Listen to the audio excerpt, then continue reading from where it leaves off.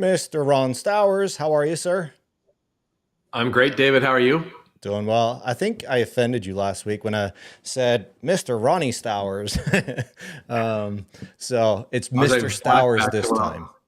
it doesn't be Mr. Star. I was having a flashback to when I was 5 and my parents yelling at me. Yeah. Well, happy Thursday to you. Happy hour. Happy hour. Happy My happy hour. hour comes early here on the West Coast. Yeah, it's Makes one sense on o'clock. the East Coast. 1 o'clock for you. So getting started early. Well, thanks for joining us. If you're here with us live or if you're watching this afterwards, thanks for joining us. Ron and I are going to talk for maybe 45 minutes to an hour or so. And we've got some fun topics. Let's get into the topics that we're going to be talking about. So we've got the first one where you're going to hear a section that we call From the Gut from Dave. It's where I just talk about whatever's on my mind, and don't be alarmed. Don't tune us out if you're not a Taylor Swift fan. I am not a Taylor Swift fan. I don't have anything against her. I just not a big fan of her music. But I'm also going to tie that into marketing. So I've got kind of an interesting angle on that. So after I do From the Gut, then Ron, what are we talking about here? Well, first, consider me a Swiftie, so I can't wait to hear your thoughts. We have actually a couple of topics in the new home arena. The first one is an NHAB study that came out, which speaks to single family residents built for rent, and we're going to discuss about the implications in the marketplace and more societally what role do they play. Okay. And then we're going to go to this one. Yeah, this one we're gonna have to really stay in check, David, because you and I both love this topic. We're going to talk about the profit performances of IMBs and really break down kind of the expenses and really kind of opine about what the path forward is. Yeah, you do know I'm a marketing guy, not a finance guy, right? But marketing eats up what 50, well, we'll get into it, but like 15-20% of some IMB's budget. So it's very appropriate for you there. And then our third topic. Yeah, it's really not about Lennar. We're just going to use Lennar's, public, stated figures as part of our discussion. But here we're going to talk about the role that investors are playing in buying new construction, and it's very surprising. And inside this too, we're going to look at the profitability of lenders and how the trend is. And we have some really interesting, data that you may, even if you're a builder person, you might not be cognizant of. So I'm looking forward to that topic. Yeah. And hopefully this week I don't have a coughing fit to where I might come close to vomiting live on camera. Yeah, hopefully you don't double over on the floor and then run stage left, exit out of the room again. And leave you high and dry to finish out the show. I'm like, what the hell just happened? Because you were laughing. It was so confusing because you were laughing and choking. I'm like, what's going on here?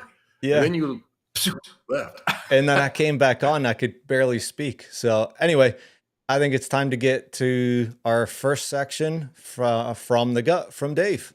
All right, take it away.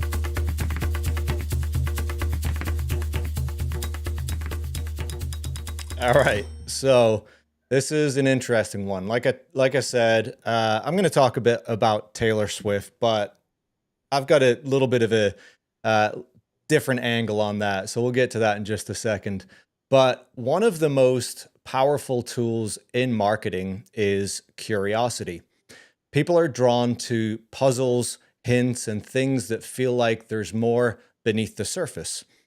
When you make your audience lean in, when you get them thinking, what does that mean? You create a deeper connection before you've even delivered your message. Think about movie trailers. We talked about Superman about a month ago, and that trailer, I don't know how many, 30 million, 20 million, I'm making up numbers, but there's a trend now of movie trailers releasing on YouTube.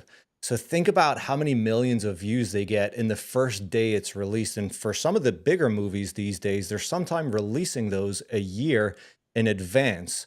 So you don't have to be mysterious for the sake of just being mysterious, but the magic in marketing or communications comes from making your audience feel like they're part of the discovery.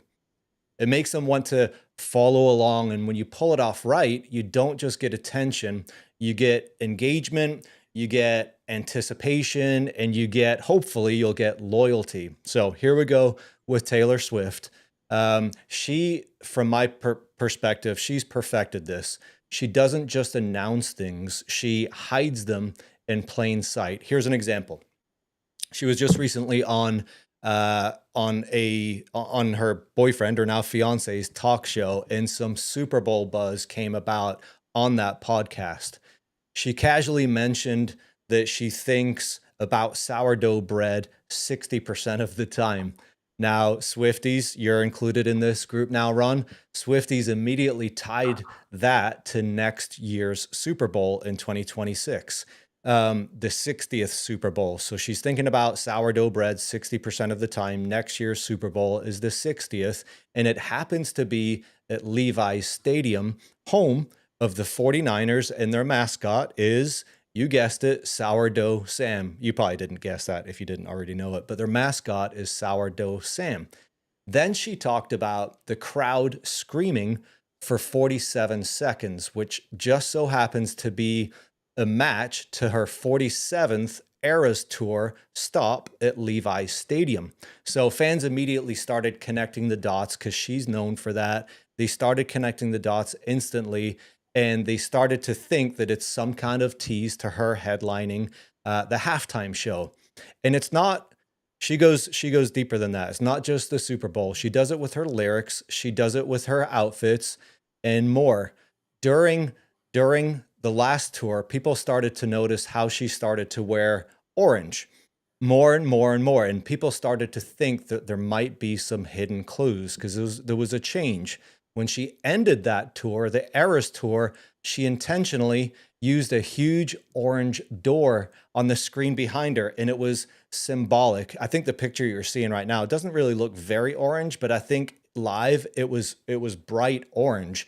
And it was symbolic, and at the time no one had any idea what it meant, and there was a buzz about it online. Typically she would leave through an elevator. I think she'd go down. I'm talking like I actually am a Taylor Swift fan. I'm really not. So she would typically leave through an elevator, but on her last show, the very last show of her Eras Tour, she appeared to exit through this orange door. We know now from the podcast that she was on, it was symbolic of her leaving one era and about to enter another, with that orange being a clue. So lo and behold, a couple weeks ago, her new album was announced, and orange was everywhere in her branding. So it was an intentional move, planned months in advance. So lover or hater, she knows how to build an audience that wants to decode her story, and she was rewarding them for paying attention. Now, in my past in branding, I've kind of used a similar strategy, but not on her scale, on a much different scale. But when I was at my first mortgage company, Movement, we turned our annual Christmas parties into something people talked about all year. And I promise you, I'm going to tie this into how you can practically use this. So we turned these Christmas parties into something people talked about all year, not necessarily making them bigger and better. I got asked that all the time. How are you going to top that one? It wasn't about making them bigger, but it was about making them clever. One year there was a theme that we came up with. It was called Decoded. We teased that word as the theme months in advance, and we started a buzz. It started immediately. What does decode mean? Oh, I can't wait to see what this means, because it's not necessarily a word that anyone really associates with Christmas or our mission as a company. At the event, when we revealed we revealed the full company mission statement on screen at the end of this production, then we highlighted individual letters throughout the mission statement, and it all kind of scrambled in almost like a matrix kind of way, and it slowly came together and formed the word community. So that was our underlying theme. It turned it turned it into kind of an emotional visual moment, and it tied directly to the main message we were trying to get across as a company that year, which was community. One more year, another year, we used interrupted as the theme. So same thing, teased it early, created anticipation, and the show opened with a live singer, and we staged a glitch where silence happened before we revealed a bigger, more meaningful message. In that very first Christmas, 2000 some years ago, there was an interruption to, if you're a Christian, there was an interruption in existence up until that time. So the early teas worked because we gave people something to wonder about first. Now, how does that tie into you if you're a loan officer? You don't obviously have to be Taylor Swift or pull off these big stage full productions to use this as a strategy. You just need to give your audience something that makes them pause. Maybe it's a hook that feels unique enough to start a conversation. Maybe tease a single cryptic word or phrase in a post. Maybe you drop subtle visual clues in your graphics or videos, or plant reoccurring symbols or themes or hooks that people start to look for. Or lastly, maybe frame your captions as questions that your audience actually wants to answer or engage with. So my larger point in my from the gut, we should probably call this section Dave's rant. The point isn't to be complicated or overboard in your efforts, it's to make people lean in. When you spark curiosity, you earn attention. And when the reveal connects back to something more meaningful, you build trust and engagement that lasts. So there you go, Ron. That's from the gut for this week. Your thoughts? Any ideas or thoughts? Dave, I'm curious. Do you have any thoughts on her new album cover? It's funny you asked that because I've got a friend who owns three gyms, one CrossFit gym and one gym, two HotWorks gyms, and she sent me her album cover last week over text, and she asked, I think she said, "Have you seen this?" Or I forget the question that she asked me, but it made me think that she wanted me to do a photo shoot with her in the bathtub wearing a skimpy outfit. I was like, "What?" No, she was looking to actually design just a social media post that was a spin off of that. So I wasn't even aware of it, to be honest, until about a week ago, or not even a week ago. And I have read the buzz that it's created. And do I have any thoughts? It's nothing new. It's people have been putting that kind of stuff out for years now. So we have seen a trajectory of artists getting more provocative over the years, but it's nothing new to me. I was more curious about what your thoughts on the evolution of her brand, and Ah, what that suggests where she may be headed. I don't think about Taylor Swift enough, Ron. So I don't think I have any deep thoughts on that one. I think what she, by the way, as a Swiftie, I think that she credits her relationship with Kelsey to give her security as a woman to be more vulnerable and more out there in a feminine way. I think, but and so it's almost like it's an introduction of a new chapter. To your point. Hmm. Yeah. Okay. Well, should we get to the Okay. first? Hey, one other Oh, thing. Oh what? no, you know that Brendan Kane actually ran her social media for a couple of years. No, didn't know Yeah, that. Brendan Kane, author of Hook Point and how to build a million followers in 30 days. Yep. And in his book, in the two books I've read of his, he talks extensively about his relationship with Taylor Swift, and he couldn't be more complimentary about how engaged and how bright and intentional and applied she is.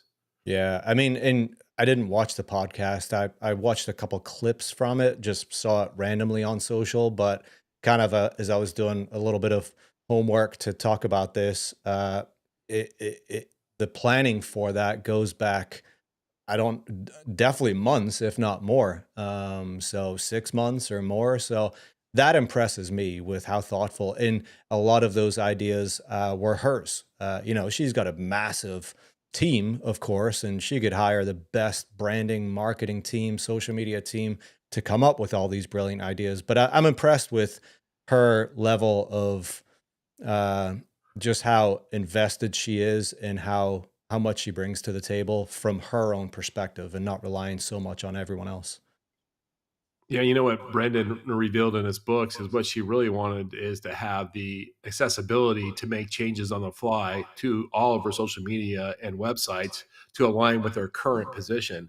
And that's why she dumped her previous marketing companies because it would take 6 weeks to make a change. It had to go through a chain. And Brendan created a platform that gave her complete access and control. And so while she's on the tour bus, she could totally change everything with how she was evolving and just speaking to how engaged she was, and how purposeful. Yeah, but I've got an honest question for you, Ron. Are you actually a Swiftie? You mean, have I ever listened to one of her songs? No, No. that wouldn't be the definition of a Swiftie. I respect the heck out of her, and she seems like a good person from what you can see in the media. But Yeah. I don't even know what it means to be a Swifty. I was That's more ju just trying to support You're your just a topic. massive fan if you're a Swiftie, basically. Yeah, yeah, yeah. So there you go. Yeah. Alrighty, let's move on to our first topic, Ron. But Lead the thanks for way. calling me out on that Swifty. All right. So here we're talking about um, homes built for rent, and it's a really interesting topic. In case you don't know, historically, about when I say historically, for a couple of decades, 3 decades, about 2.7% of new homes were built for rent. But during the pandemic and coming out of the pandemic, that number crested 9%.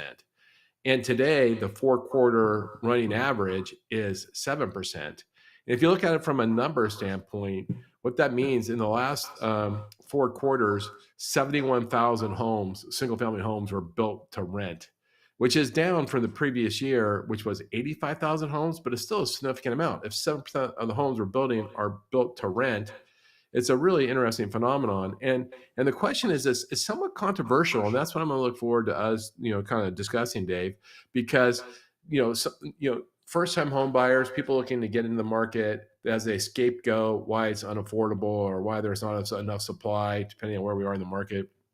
I'll go, well, part of the problem is builders are building homes to rent, and that's taking the opportunity away from me to buy them. Because there's only so many houses builders could build, especially given the land use restrictions we have across the United States, which all editorialize is ridiculous. But and so that's kind of the thing. Like that's hurting my opportunity to own a home. Yet the other side of the argument is it's democratizing the ability for almost anyone to live in a quality single family residence, because not everybody can come up with a down payment and not everybody can qualify.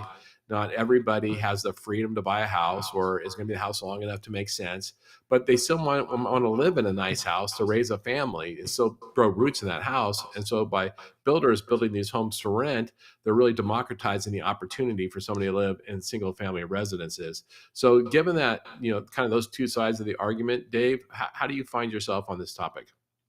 Who is BlackRock the biggest culprit? Or I shouldn't say culprit. Yeah. So that's different. That's companies buying houses to rent. What we're Oh, okay. speaking about, yeah, builders building houses to rent. Is the long-term outcome not quite not is the long-term outcome though similar to BlackRock buying them and construction companies building these neighborhoods? Because I lived in one when I moved back from California. I bought one of those or rented one of those homes for about 9 months, and so I've got experience in that. It was a lovely neighborhood. It was in Marvin, North Carolina, which I was astonished when they actually got approval to build that neighborhood in there. But is the long-term effect not similar with, say, BlackRock buying up homes? Well, you could say BlackRock is taking inventory off the market where a builder is building new inventory. So it's a plus, not a negative. Sure, but If I we okay. if I'm a builder, I build 1,000 homes, I put them for rent. I haven't taken any to buy units off the market, Sure, right? but you're Versus if I'm BlackRock and buy 1,000 units in your neighborhood, that's 1,000 units that are less available to buy. but that's But a thou it's similar. I mean, yeah, that's 1,000 homes that the builder might have built to sell instead of building them to rent. So in essence, I kind of see it as the same thing. So you're way smarter than me, but I'm not. I I I I think I have a different opinion on it than you do. yeah, yeah. I mean, that's the thing. There's definitely a debate over it. I'll tell you though, I think it's. I mean, not only do I support democratizing people having access to quality homes, but the other thing is it really helps the builders because that volume gives them liquidity and velocity that allows them to build more. Yeah. And in a world, if they're allowed to build unlimited properties, which isn't true everywhere in the United States because of restrictions, but if they could, that 7% of reliable, that's another source of market. It helps them keep the machine going, especially when we get in a tougher market. Because what builders face right now, which we're going to talk about later, is if you have declining volume, you still have this big beast to feed. You can't just not build homes. And if the market's cold, you have to figure out where to put those homes. And if you can't, you shut everything down, and that has impact over years. And so having another outlet to build homes and to disposition them, I think really actually allows them to build more homes to sell. Random kind of question here or thought, but is the number of homes that we're building right now, whether it's for sale or whether it's for rent, are we outpacing the replacement rate or are we under it? Well, we may be outpaced. This is a great question because that's another thing people don't understand. A certain percentage of homes every year are condemned, or there is a destruction rate, right? And I think that the answer is yes, but that's not the real number, Dave, that we have to worry about. Are we creating enough housing supply to stay ahead of population growth and new household formation? And the answer is no. We're at least depending. I mean, it's so hard because household formation is fickle. You kind of predict how many new formations, but then you hit a rough spot in the economy, and fewer people want to go form a household. So it's a little bit of a difficult thing, but somewhere we're probably short somewhere between 500 to 900,000 homes a year. We're not building enough, and that's been the case for well over 5 or 6 years. That's how you get that. Depending on what number you're looking at, that $2 to $4 million deficit in homes right now. That is why home prices are so sticky. It's one of the reasons. We really still have a supply problem. But that's a good question, David. One more kind of random question, but is in all of these numbers, is population replacement rate factored into it? Because I believe that the population replacement rate is going down. Yeah, it's honestly not about population. It's about new household formation. And new household formation means somebody going out to get a different place to live. But the answer is the population going up or down. This is a really interesting question because the fertility rates in the United States are like at 1.7 right now, and it needs to be at 2.2 to have actual replacement. But you also got to remember that we have immigration, and even with the current immigration policies, we're still probably going to have a net, population growth between births and immigration, and that's a good thing for the economy, by the way. Yeah. So our message is have babies, have more babies. 100. I mean, countries around the world are trying to figure out how to incent their population to have babies, Yeah. especially in Asia, where they have some fertility rates of like 1.2, 1.3, Hmm. and they also need to be around 2.1, 2.2. China has gone from one child rule to we're going to compensate you to we're not going to compensate. We're going to browbeat you. We're going to have people knock on your door and say, why aren't you having more babies?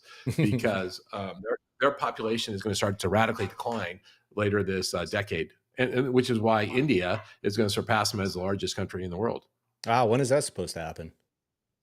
just a couple of years from now. Really? Yeah, Huh. Didn't know that. yeah.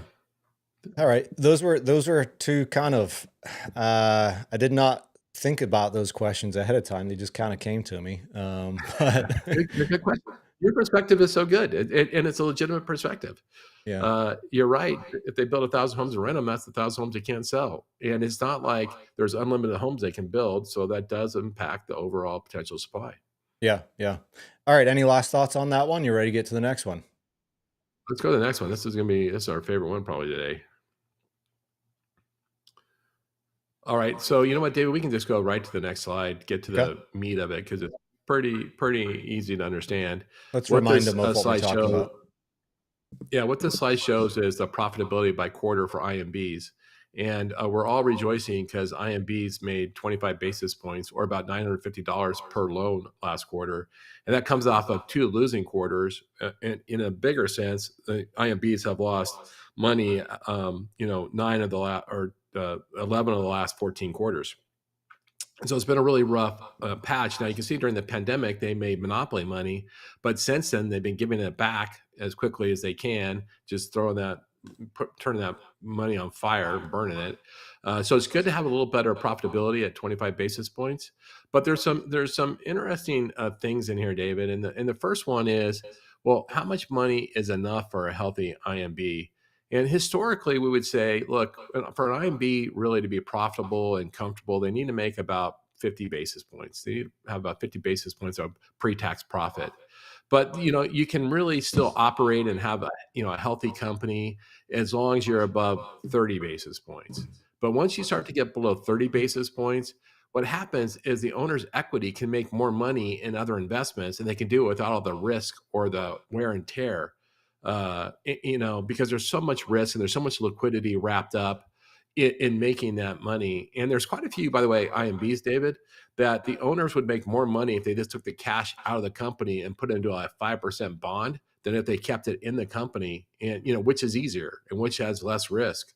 And so then once you get below 20 basis points, that is not a worthwhile return in today's world to unless you have giant volume. I mean, also it depends on volume, but generally speaking, if it's below 20%, you need to check your whole card and either, buy a company and grow or sell your company or do something else. And so 25%, 25 basis points is good. It's not great. And by the way, David, most likely next quarter, this quarter is most likely going to be 25, 26, 27 basis points.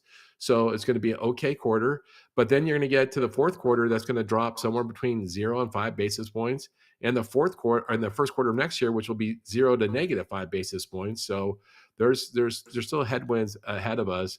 A couple things, and David, this is the thing I really want to get your perspective on is interestingly how we got to profitability this quarter is the average cost per loan dropped by $1,600. So the previous quarter, it had hit a peak of around $12,500, expenses on every loan, and that was only with revenue of like 10,100, and so we had a deficit, we had a problem. Well, we cut expenses by $1,600 per loan, which created that space to reclaim profit, but it's still pretty high at almost $11,000 per loan. It's like 10,800 or something like that. So it's really interesting. And by the way, so say it's somewhere in that neighborhood, I forget what it was, 10,000, expenses are 10,700 or something like that. And revenue last quarter was at 11,190, and that's how we got to profitability. But I think companies are still desperately trying to figure out how to cut expenses. We talked about it last week. We actually talked about where they would cut. But I'm curious from your perspective when you talk about it's obviously a win going from a 12,000 whatever it's called 500 cost per loan to 10,500. That's a huge win. Do you think that's enough? And what's your perspective on the whole expense game and expense versus revenue? And I say that because marketing, well, on a typical P&L, it depends on the type of company you have. Marketing might be 20, 30 basis points, right? Or it might even be more. It might be 40 or 50 basis points. And so that's one of the things that lenders, do they cut that first, or how do you cut? And I'm kind of curious on your perspective. Can you answer one question for me first? It's been too long since I've been out of the leadership game for a company. Can you give me a rough breakdown of where those expenses go to? Like 50% is or 80% is payroll, 20% is this. Can you kind of boil that down for me? 50% is commissions, and roughly 30% is other payroll. So that's 80% of your cost right there. And then you're going to have somewhere around 5% is occupancy, and you got admin, and then all the other costs to it. But the big costs are all human capital. Yeah. Now, some It's companies, if you're a consumer direct, and you're buying $1 million in leads a month, then that skews it. So and some companies that are giant, all technology, they might be spending, $5-10 million a month in technology investments, which are capital investments, but it's almost all commissions and payroll. Yeah. So then the big decisions is uh, who do you cut, right? What positions do you cut? Because there's only so much you're spending on whether it be marketing or technology or whatever. So typically, in mortgage industry is famous for this. I'd like to know if there's what other industries are just as famous, if not more, for just the absolute bouncy ball um, type environment they're on with hiring, firing, hiring, firing. But my thoughts are where, you know, you would think commissions would be the last thing that you would cut. So where do you go from there? I've been through it many times myself. And it's always a tough time. But what strategies have you seen where you're faced with those decisions and how do you approach it? That's not really my perspective on it. That's more asking you a question about it, but curious your thoughts on that.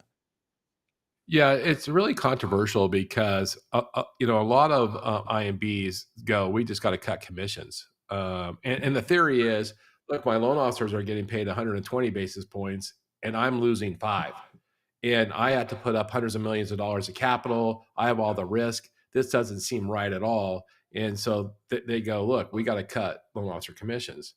But other people approach it, David. I think you would approach it this way, and we work for companies that approach it this way. Commission is just a cost of lead acquisition. That's all it is, right? And so we work with companies, multi-channel companies, where the channels compete. You have consumer direct, you have wholesale, you have retail, you might have affinity, JVs type of thing. And the owner there doesn't care. He's going to go with whatever horse is giving him the lowest cost of lead acquisition. And it turns out, even with a full commission, loan officers oftentimes are the lowest cost of lead acquisition. And so if you start to meddle with their commissions, their motivation to create leads goes down, and then you have to go to a less efficient channel to get those things. And so it's a tricky thing. I think a lot of consultants would argue the last thing you should do is cut loan officer commissions. I think that what has to happen with loan officers commission, they just have to be calibrated to their value and to the marketplace. Like, I can't be charging 150 basis points if my competitor is charging 50 and they're better than me. So I think that's the bigger thing. And so, and then the second thing, David, and this would be an interesting thing to talk about because it happens in every department, happens in all businesses. We've had 30 years of investing in technology to become more efficient, and yet every time we invest in technology, our expenses just go up. And I was listening to Brian Hill and Dave Savage talk about this on a podcast last week, and Brian ended it. His final thoughts were, "Look, if you want to be a healthy IMB, and you're choosing efficiencies like you're offshoring or you're creating automation and your a fulfillment platform." Those things are worthless. Those are just expense additions if you don't actually cut the current payroll you have, right? And so if the idea is, look, if I invest $100 million in an underwriting system, and that's going to help my underwriters go from 1.5 touches a day to 15 touches a day, well, that means then I don't need as many underwriters. And so whatever that number works out to, you have to separate with that amount of people. But that is so contrary to most companies' culture and how we treat people. And instead, what we do is we go, we're not going to lay anybody off. Whenever we get super busy, we'll have enough people. And that's definitely what they're doing right now. That's the stance is, look, we don't have to separate with anybody because we're about to have a refi boom. And so even though we just spent $100 million on our underwriting system, or even though we're now sending those files out to India to be underwritten for $35 each, even though we're doing that, we're going to save our full staff because we want to have the capacity when we have the boom times. And so what they ended up just doing is layering on more expense. and not having the savings. And that's what you really saw, I think, in the last quarter. In this most recent quarter, the previous quarter where we hit that record high of expense per loan, it was almost $13,000 per loan. What you saw this quarter is starting to see that separation from that excess capacity that's been replaced by more efficient or less expensive delivery systems, and that's what kind of driving the efficiency. And I think that's what has to continue to happen. I really think that's super critical. You can't just add all these extra capacity and efficiencies and not cut from your human platform. And then lastly, Dave, this will be something I think you'll really like to comment on, and I'll quit talking. Is aside from payroll, what I think is the number one expense that any IMB has? What? It is lack of adoption and all the tools they have, right? And let's pretend, let's just pick one. You could pick MBS Highway, or you could pick Mortgage Coach or HomeBot or whatever the technology is, right? Even your CRM, adoption runs around 30%, and company might be paying $100 to $200 a month for that technology, and they might have 15 technologies that they're paying for all their loan officers or all their employees, and the loan officers don't use it. So one, they're just wasting money, but two, there's the opportunity cost. The company invested in those tools because they thought they'd drive sales, and the loan officer is refusing to adopt them, which is actually hurting their long-term performance. And so it's a double whammy, and that is a major line on P&Ls. And that's something that owners and C-suites people really struggle with. Look, our people aren't using these tools. Should we get rid of them? But if we get rid of them, we're less valuable than our competitors. We're going to become obsolete. So what do? It's really a battle. And so there you go, David. There's a whole buffet of stuff you can comment on. Yeah, I've got some thoughts on that. But as you were talking about, laying off people, there was a Komodo dragon on your TV that I couldn't help but think about. Maybe you planted that as an Easter egg ahead of time. The Easter egg isn't the Komodo dragon. It is something else. No, I'll touch on the piece that you just spoke about. That's been a tough one for me.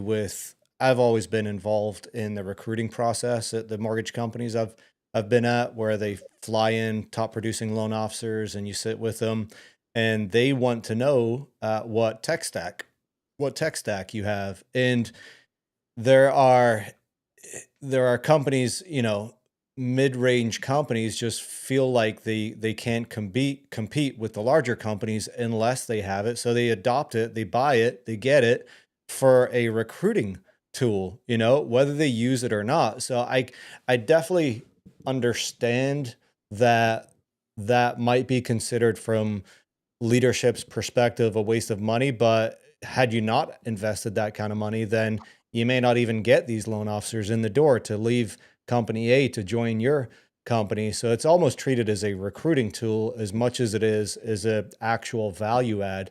But it is such a shame from the adoption usage that I've seen at the companies that I've been at, where there was just hype and there was a desire to bring on any one of the companies that you said, whether it be Total Expert, BombBomb, or any of the other ones that you said, and then you bring it on and everyone wants it, asks for it, but then when they try to start using it, it's too much work. And then so they just give up and they don't use it. And so that is a tough one that I was never able to solve to get the adoption that we were expecting or wanting up to that point. So that is a challenging one. I do expect the adoption rate of our new tool that we'll talk about maybe a little bit later to be pretty awesome. But let me ask you, David, put on your CMO hat or CBO hat, whichever one you want to put on.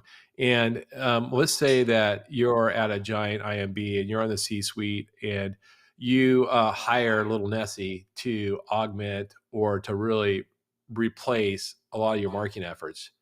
Would you naturally then cut half your staff, 2/3 of your staff? Like, that's the challenge, right? If you're going to hire us to do that, hopefully better, cheaper, more efficiently, well, do you have the stomach then to make the corresponding cuts? Because that's what we're talking about. And so if you're putting your CMO hat, what would you say?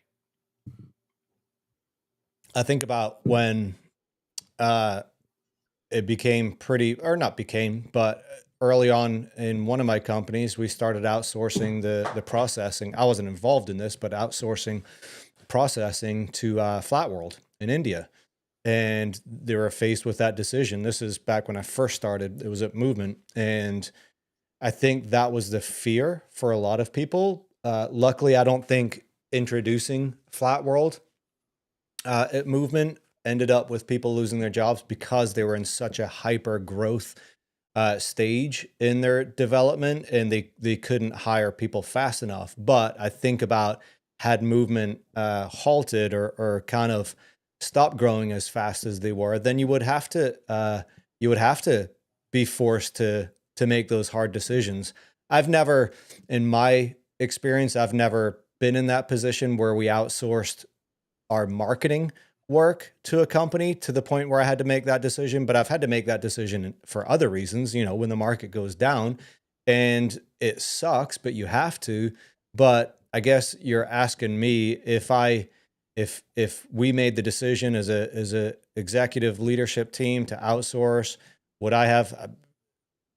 Yeah, I mean, I would think so. That kind of, paints me as a cold person, but you make decisions and you stick by them. So But don't even think outsourcing. Every tool you add, right, in your marketing suite of tools, let's say you add a CRM that has some sort of automated journeys, and you maybe have a CRM, tool that does all your CRM posting.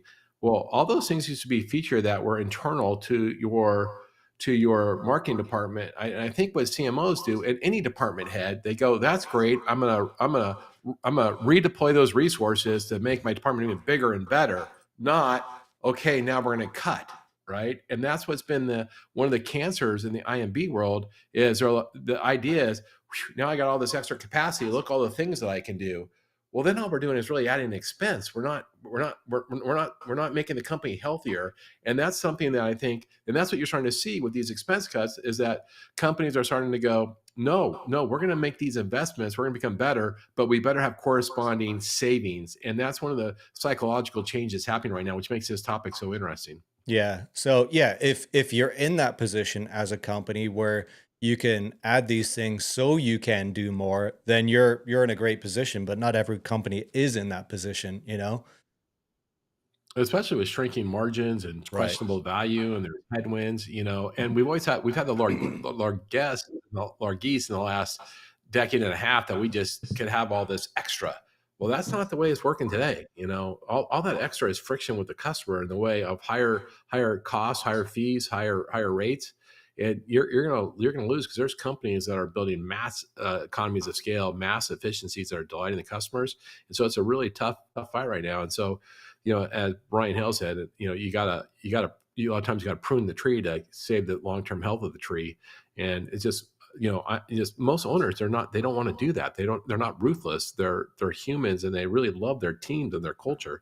Of course, that's why they hire people like me. Apparently, that no, I'm not for sale, by the way, but to take care Cold, of problems like that. you cold-blooded human. Ron, we're about 8 minutes over on this section. I say we move on to the next. I'm good. All right, so topic three, our last of our main topics, and then we'll move to some random, not random, yeah, random fire topics, rapid fire, not random. This is such a fascinating topic. If you've worked the builder world before, historically, builders do not allow investors to buy new communities. They don't want them there for a whole bunch of reasons. And there's oftentimes covenants to prevent builders and, investors from coming in and buying a house. And you have to sign an affidavit that you're going to own or occupy the house. They didn't want them, but that's completely turning now that we have a record number of standing inventory.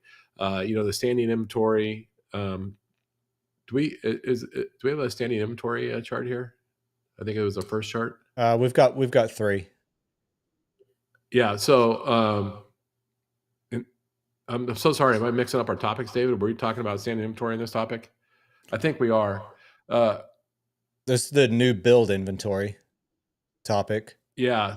Well, this is a new build. So we have a record amount of standing inventory, as you can see. Now, it's not as high as during the great financial recession, but it is getting super high. Its highest has been about 20 years. And so the builders are standing on a whole bunch of standing inventory, and they need to get rid of it, and they need more buyers. And so to accommodate buyers, and by the way, this goes back in line, I think, on the same topic, David, in the same article that we're going back and quoting from. We have more charts on this, right? Before we Yeah, get to the Lennar. The we've Lennar got chart's the three. last one.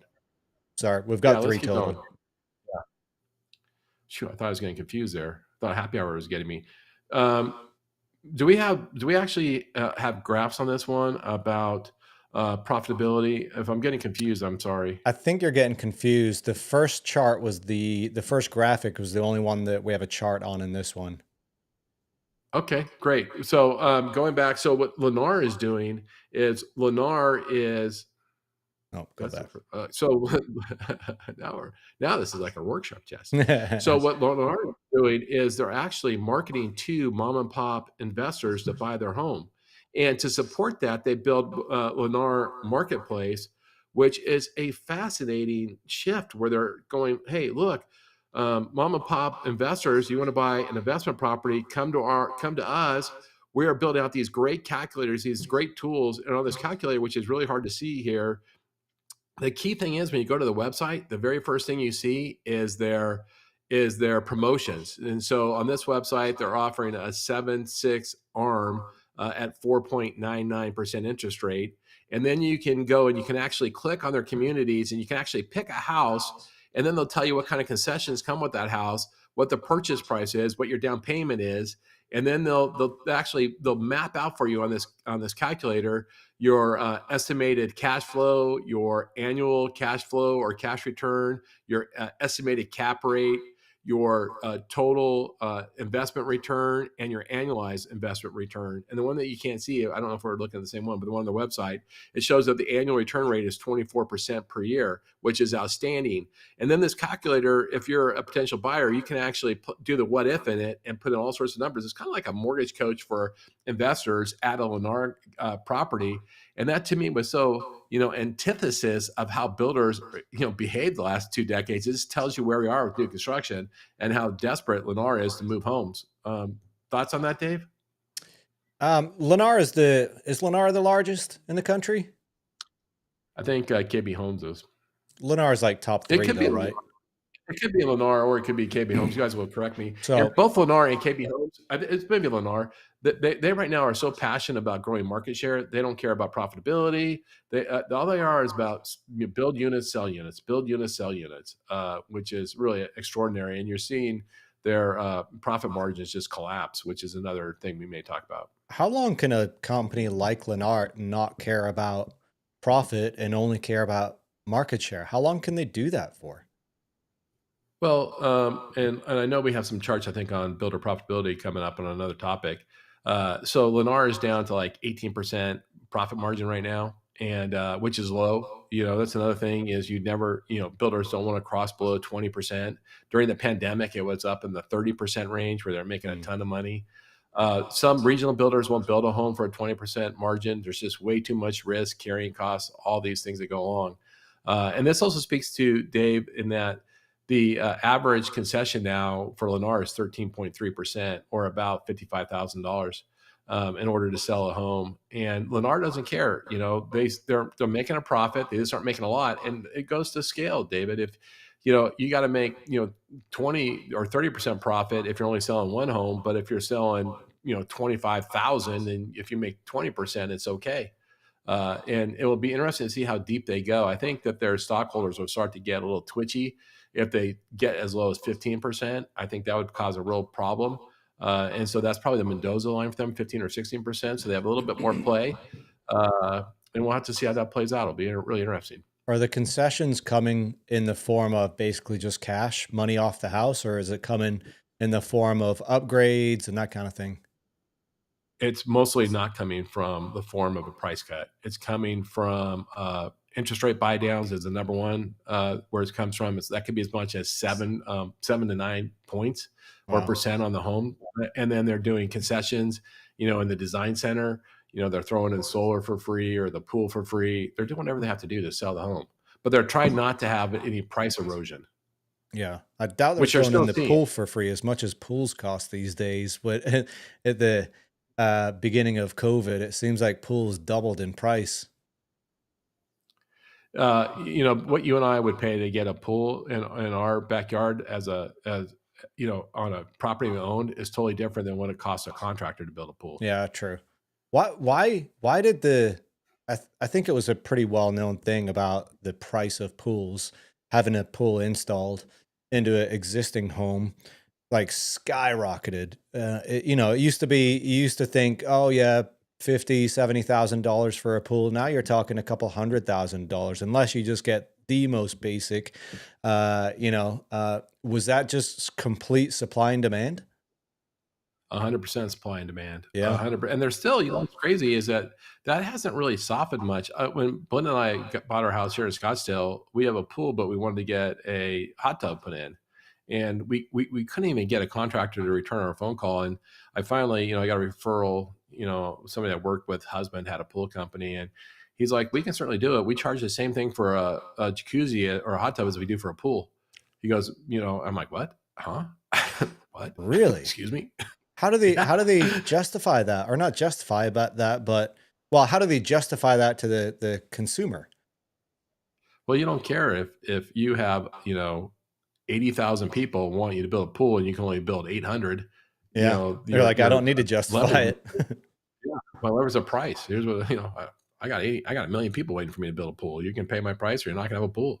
And by the way, Belinda and I don't have a hot tub. I was hoping to put a in-ground hot tub in my backyard in a couple years, but maybe I'll have to rethink it. Yeah, there you Has go. that come down yet? Obviously, when it was like during COVID, early COVID, then that's when we saw the big change. But that still hasn't softened. Even hot tubs, or tough to know the difference. I mean, I think it's softened a little bit, but not meaningfully. You know, Jeez.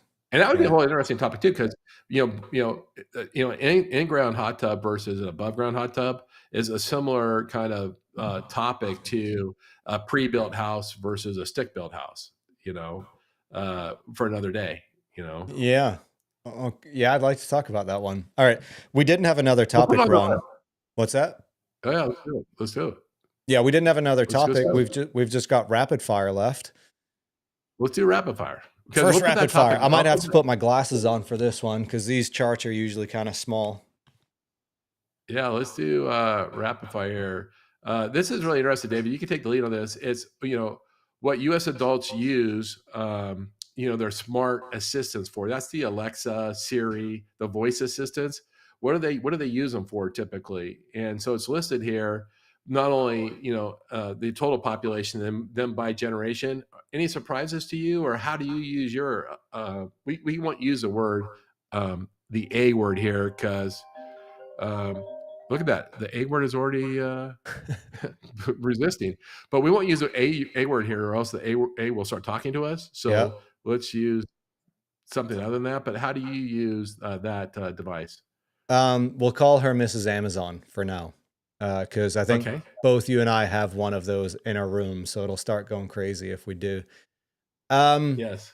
A handful of ways. I think I've got some right around there, but I use it the way normal people do. I don't think I branch out too much. However, I bought some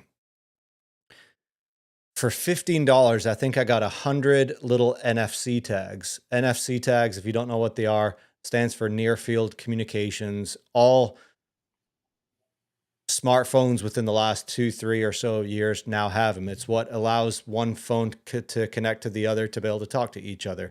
So I bought some NFC chips where you can actually program them into your phone to do different things, to turn your, and this isn't necessarily talking about how people use the smart assistants, but it kind of goes in the same vein to where you can put one of these NFC tags. I'll come up with just random examples. If you lost your garage door opener, you could put an NFC tag on your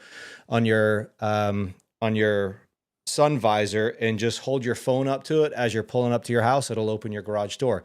You could put one on your trash can lid so you can automate a notification to remind you to take out your trash every Wednesday. And then when you take your trash out, you can put a little NFC tag on your trash can. And when it's done, you can scan it and it'll let you know it'll tell that reminder that you're done. Otherwise, the reminder can keep reminding you. So I use my Mrs. Amazons for all this. I think the number one that's on here is what my number one is. The number two is probably my number two. I don't think there's any surprising ones on here. I'm just reading over it again.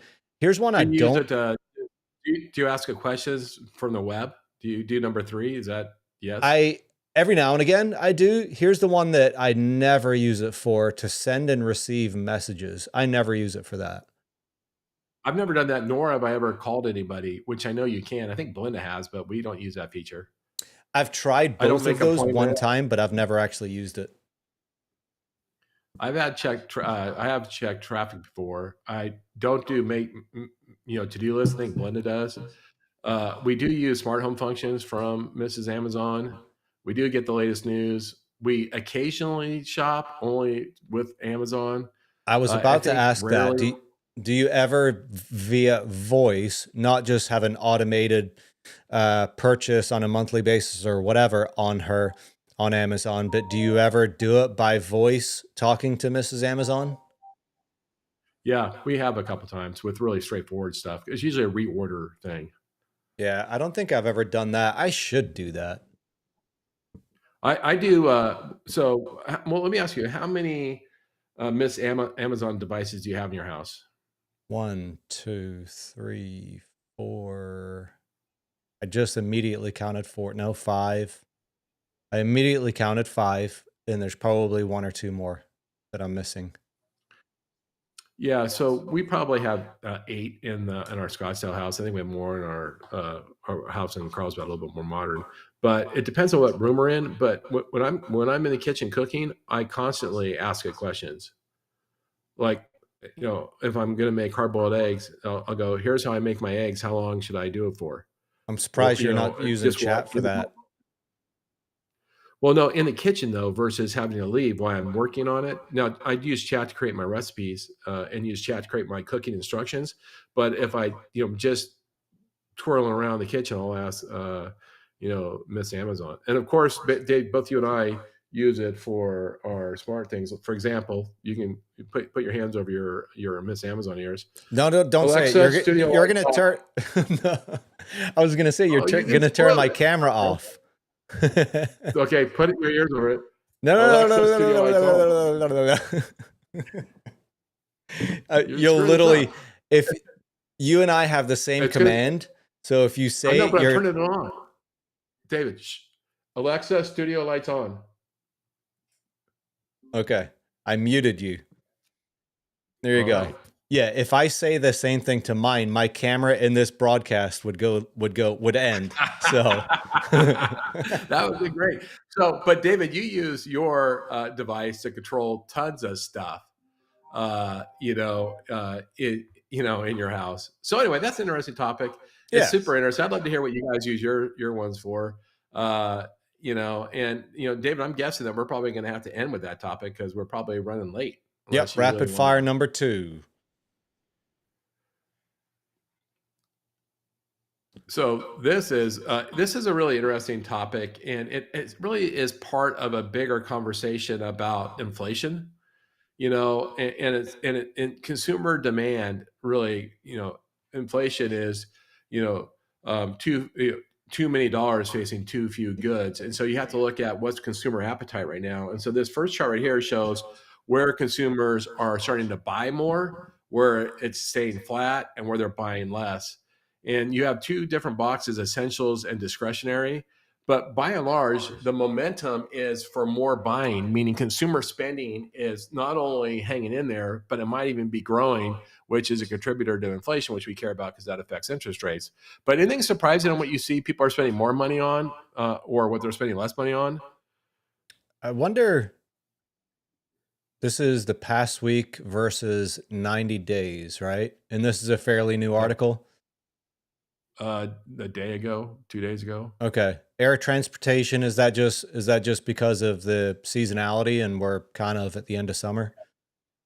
Yeah, but it's also, see, this is a year over year past week and year over year 90-day average. Mm-hmm. So seasonality shouldn't play because it's the same season in the Right. comparison. Electronics and Yeah, appliance, that seems like it's always kind of rising. yeah. You would think though that it would, prices would be falling, and so spending would be dropping. Are prices falling? On which Oh, ones? the phone and I mean I'm sure the TV in your background probably costs about $800 where it once cost $10,000. Yeah, it seems like phones are still going up though, right? Smartphones? Yep, and I think they're still adding features that are driving that cost. But you're right. You're That's a right. good point. There's no other than going from HD to 4K to 8K to I think they might even have a 12K now. I don't even know. Other than that, yeah, there's not much new happening with TVs. So Although nothing you, really surprising here. yeah, Yeah, and so we looked at this 2 ways. We looked at how's overall consumer spending, the momentum, and once again, we're really just trying to look into it. For us, we did it just because it's an interesting topic, not to see the impact on inflation. But the next chart, which is a slightly different look at it, this speaks to e-commerce versus standard retail. And Dave, the chart that you picked breaks it down by big groups of merchandise. But if we looked at a couple other ones, we would see that overall e-commerce continues to really rapidly grow. I mean, the chart is almost straight up, and I don't remember what the number was, David, but e-commerce now accounts for 17% of overall retail sales. And then this chart here just shows where we have the most growth in. And it's obviously in clothing, furniture. I always think, who the heck buys furniture online? But then I remember there was Wayfair and eBay. And I guess there's plenty of outlets to buy furniture online, but just always surprises me. Thoughts on that, or thoughts on e-commerce versus general retail? quick question. The spikes, because it goes up, down, up, down. Well, consistently up, but up, down. Is that also a summer Seasonality, related yeah, seasonality? season, Yeah. holiday, Um, things like. yeah, I think the red one, general merchandise. Um, I'm trying to think of how much of of the massive library that Amazon has, that probably weighs in heavily into that category, right? It's not. I want to. If you mean library books, I don't think so. I think that one, they're number one close seller in the world now, but it's all the things we buy all the time. The little, the electronics, the gizmos, the home, cleaners, all that kind of stuff is in that ease of use that they're known for. Right. Yeah, Um, that's what I was talking about, not clothing, but the general merchandise because you can find pretty much everything on Amazon. I'm yeah, buying all my lawn care products now on Amazon. exactly. Exactly. I buy, everything almost on Amazon. And interesting on this, motor vehicles are the last, but you and I were talking about earlier this week that Amazon just started selling used cars starting to sell used cars. And when they did that, I think Carvana's stock dropped like 20% the day that was announced, that initiative Yeah, you mentioned or that. something When like when was that? That was within the last week or so or two? that earlier this week. Earlier this week. And what's Yeah. Carvana valued at right now?